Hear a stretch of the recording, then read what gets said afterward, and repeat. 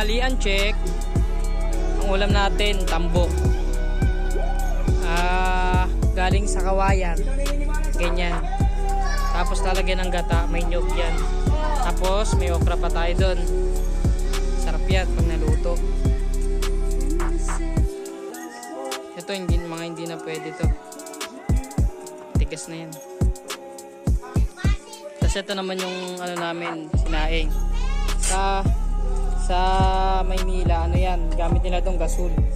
Dito kahoy, mas mabilis makaluto. Apat na gatang. Yan. Apat na gatang na bigas na ano. Yan.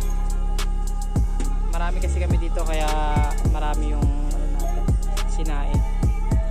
Yan mga pinagbalatan, nyog. Dito lang namin nakuha yun, no? Yan, sa mga bundok. Yan.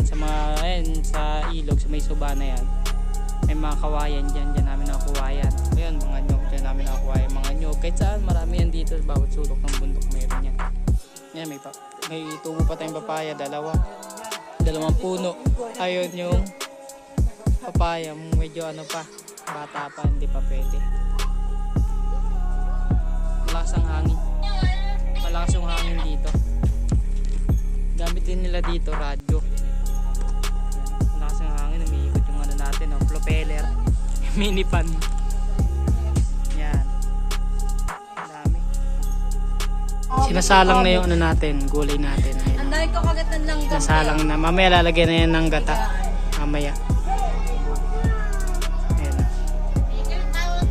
Ang dami rin pala, isang ano din, oh. Dan isang ano rin pala yung isang kaserola din.